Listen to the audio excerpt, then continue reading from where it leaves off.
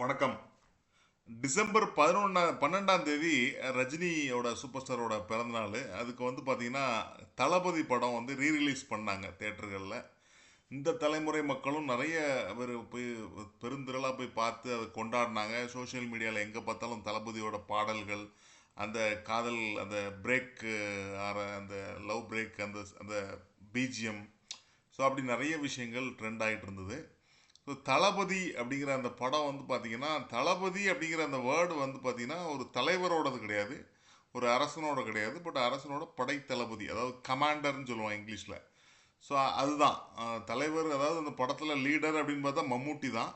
ரஜினி வந்து அவருக்கு தளபதியாக இருப்பார். படத்தில் கூட அந்த வசனம் வரும், இவன் தான் என் தளபதி அப்படின்னு சொல்லி. ஆனால் வந்து அந்த படம் வந்து அவ்வளோ பெரிய மெகா ஹிட் ஆச்சு. ரஜினிக்கும் சரி, மணிரத்னத்துக்கும் சரி, தமிழ் சினிமாவில் ஒரு குறிப்பிடத்தக்க ஒரு கல்ட் மூவியாக அதை சொல்லலாம். ஸோ அந்த அந்த தளபதிங்கிற பேர் இந்த படத்துக்கு மட்டும்தானா அப்படின்னு பார்த்தீங்கன்னா இல்லை. தமிழக அரசியல்லையும் வந்து தளபதி அப்படிங்கிறதுக்கு பெரிய இடம் இருக்குது. அதுக்கு காரணமான ரெண்டு பேரை பற்றி தான் நம்ம இப்போ பார்க்க போகிறோம். முதல்ல யார் அப்படின்னு பார்த்தா, நம்ம தமிழகத்தின் தற்போதைய முதலமைச்சராக இருக்கக்கூடிய திரு மு.க. ஸ்டாலின் அவர்கள். அவர் வந்து தெரியும் உங்கள் எல்லாத்துக்கும், திரு கலைஞர் கருணாநிதி அவர்களோட மகனாக பிறந்தார்.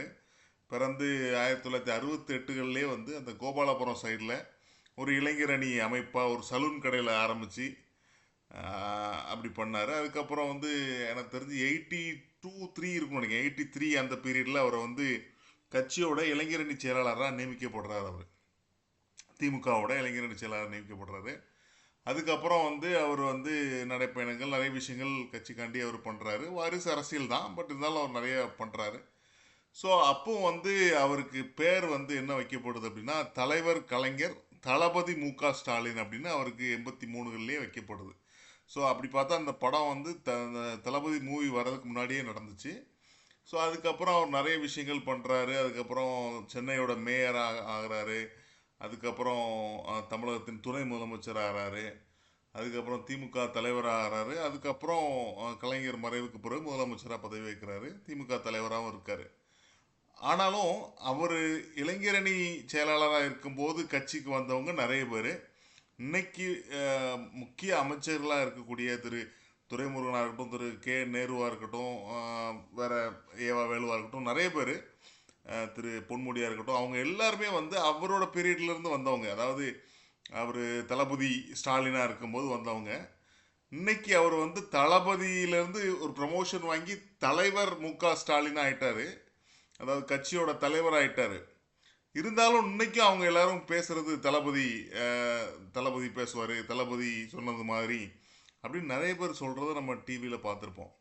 என்னடா இது, அவர் ப்ரொமோஷன் வாங்கிட்டு இருந்தாலும் அவங்க கூட இருந்ததுனால அவங்களுக்கு அந்த அந்த வேர்டு அப்படி வரும். சிலவங்க என்ன பண்ணுவாங்க, தளபதி தலைவர் அவர்கள் அப்படின்னு கூட சொல்றதை நான் பார்த்துருக்கேன். ஸோ அதனால் அந்த தளபதிங்கிற வேர்டு வந்து ஸ்டாலின் அவர்களுக்கு அப்படியே அமைஞ்சிடுச்சு அப்படின்னு சொல்லணும். இன்னமும் அது வழக்கில் இருக்குது அப்படிங்கிறத நம்ம சொல்லணும். அடுத்ததாக யார் அடுத்த தளபதி அப்படின்னு பார்த்தீங்கன்னா, எஸ்.ஏ. சந்திரசேகரன், ஒரு புரட்சி இயக்குனராக இருந்தவர். அவரோட மகன் வந்து ஜோசப் விஜய். அவர் வந்து சில சின்ன சின்ன ரோல்களில் அவரோட படங்கள் நடிச்சிட்டு இருந்தவரை முதல் படமான நாளைய தீர்ப்பு அப்படிங்கிற அவரோட ஓன் ப்ரொடக்ஷன் ப்ளஸ் டைரக்ஷனில் அவர் ஹீரோவை அறிமுகப்படுத்துகிறாரு. அதுக்கப்புறம் ரசிகன் அப்படின்னு, ஐ மீன் செந்தூரபாண்டின்னு ஒரு படம் வந்தது. செந்தூரபாண்டி படத்தில் விஜயகாந்த் அவர்கள், ஏன்னா அவர் விஜயகாந்த் வளர்கிறதுக்கு காரணமாக இருந்தவர் எஸ்.ஏ. சந்திரசேகரன். ஸோ அவர் பையனுக்காண்டி நான் நடிக்கிறேன்னு சொல்லி அவர் கெஸ்ட் ரோலில் நடித்து கொடுத்தாரு. அதில் வந்து விஜயோட அண்ணனாக வருவார். ஸோ அதில் அது விஜய் நடித்தார். அதுக்கப்புறம் ரசிகன் அப்படி படங்கள் வந்தது. அப்போ தான் வந்து இளைய தளபதி விஜய் அப்படின்னு, ஏன்னா தளபதிலாம் வந்ததுக்கு அப்புறம் இது. ஸோ தளபதி 91 வருது. ஸோ இந்த அதுக்கப்புறம் தான் விஜய்க்கு வந்து இளைய தளபதி அப்படிங்கிற பட்டம் படங்களில் வருது. அதாவது என்னதான் விஜயகாந்த் தான் இவரை வந்து ஒரு தம்பியாக ஒரு ப்ரொமோட் பண்ணி ஜனரஞ்சகமாக கொண்டு போய் எல்லா இடத்துலையும் சேர்த்தா கூட, விஜய் வந்து ஒரு ரஜினி ரசிகராகவே தான் இருந்தார், அறியப்பட்டாருன்னு சொல்லலாம். எல்லா பொது இடங்களாக இருக்கட்டும், நிறைய பாடல்களில் இருக்கட்டும், அண்ணாமலை தம்பி இங்கே ஆட வந்தேன்டா, தளபதினா கானா பாட்டு பாட வந்தேன்டான் அப்படின்னு வரும். நிறைய இடங்கள்ல ரஜினியோட ரசிகராக தன்னை அடையாளப்படுத்திட்டாரு. நிறைய இதில் மேனரிசமாக இருக்கட்டும், அது அவரோட ரஜினியோட போஸ்டர் இருக்கும், அதை வணக்கம் பண்ணிட்டு போகிறோம், நிறைய விஷயங்கள் நம்ம பார்த்துருக்கோம். ஸோ அப்படி இருந்தது. அதுக்கப்புறம் வந்து பார்த்தீங்கன்னா அட்லி, அதாவது விஜயோட அடுத்த பரிணாமம்னு சொல்லலாம். அதாவது எப்படி கில்லி வந்து அவர் வாழ்க்கையில் வந்து ஒரு நெக்ஸ்ட் லெவலில் எடுத்துகிட்டு போச்சோ, அதே மாதிரி துப்பாக்கி ஒரு ஒரு ஒரு ஜம்ப் கொடுத்துச்சு விஜய்க்கு. அதுக்கப்புறம் பார்த்தீங்கன்னா மெர்சல் வந்து ஒரு பீக் லெவல் கொண்டு போச்சு விஜயை. மெர்சல் வந்து யாரோட படம்னா அட்லியோட படம். ஸோ அந்த படத்தில் தான் ஃபஸ்ட் டைம் விஜய்க்கு வந்து இளைய தளபதியிலேருந்து தளபதி அப்படிங்கிற ஒரு பட்டத்தோட கொண்டு வராங்க. ஏன்னா அந்த டைமில் ரஜினி வந்து யாரும் ரஜினியை தளபதினு யாரும் போட மாட்டாங்க. இளைய தளபதியிலேருந்து இவருக்கு ஒரு ப்ரமோஷன் வருது. ஸோ அதில் வந்து இன்னைக்கும் வந்து நார்த் இந்தியன் மீடியா எல்லாருமே தளபதி விஜய் அப்படின்னு தான் சொல்கிறாங்க. நீங்கள் போய் பார்த்தீங்கன்னா தெரியும். நீங்கள் கூகுளில் போயிட்டு விக்கிபீடியாவில் போடுங்க, விஜய்ன்னு போடுங்க, தளபதி விஜய்ன்னு தான் வரும். ஏன்னா அந்த நிறைய ரீமேக் டப்பிங் மூவிஸ்லாம் போகிறதுனால தளபதி விஜய்னே அவங்க வந்து யூஸ் பண்ணிக்கிறாங்க பேரை. ஸோ அந்த அளவுக்கு வந்து தளபதி தளபதின்னு பேர் ஆரம்பிச்சாங்க. இளைய தளபதினு இப்போ யாரும் கூப்பிடுறதில்ல. ஸோ அதுக்கப்புறம் அவர் தளபதி இப்போ இவரும் தலைவராக ஆகிட்டார். இப்போ ரீசெண்டாக அதாவது தமிழக வெற்றி கழகத்தை ஆரம்பித்து அதோட தலைவராகிட்டார். இருந்தாலும் திரு புசி ஆனந்தா இருக்கட்டும், யாருனாலும் நம்ம தளபதியின் வேண்டுகோளுக்கு இணங்க, தளபதியின் ஆணைக்கு இணங்க அப்படின்னு தான் பேசுகிறாங்க. ஸோ ஏன்னா என்ன சொல்ல வரேன்னா, தலைவருக்கு கீழே தான் தளபதி. ஸோ ஒரு ப்ரமோஷன் வாங்கினா கூட அந்த பேர், அந்த அந்த தளபதி அப்படிங்கிற அந்த அந்த இது இருக்கு இல்லையா, அது இன்னமும் அழியாமல் தான் இருக்குது. நான் சொன்ன மாதிரி ஸ்டாலின் அவர்களுக்கும் இருக்குது, விஜய்க்கும் இருக்குது. என்னை பொறுத்தவரை இதில் யார் ரியல் தளபதி அப்படின்னு பார்த்தா ரஜினிக்கும் இந்த டைட்டிலுக்கும் சம்மந்தமே கிடையாது. அவர் படத்தில் நடித்தார், அந்த ரோலை நடித்தார். ஸோ அதனால் அவருக்கு இதுக்கு சம்மந்தமே கிடையாது. அவர் சூப்பர் ஸ்டார் தான், இன்னமும் அப்படி தான் இருக்கார். இன்றைக்கும் வந்து ஒரு ட்ரெண்ட் செட்டராக இன்றைக்கும் தமிழ் சினிமா வந்து 1000 கோடி அடிக்கும் அப்படின்னா அது கூலியை தான் நம்பிக்கிட்டு இருக்காங்க எல்லாரும்.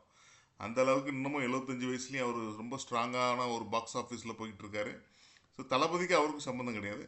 பட் ஸ்டில் இன்னைக்கு தளபதியில் யார் ரியல் தளபதி, ஸ்டாலின் அவர்களா விஜய் அவர்களா அப்படின்னு பார்த்தா கண்டிப்பாக ஸ்டாலின் வந்து ஒரு தலைவர் கேட்டகரியில் அவர் போயிட்டார். அவர் இஸ் எக்ஸ்பீரியன்ஸ்ட்.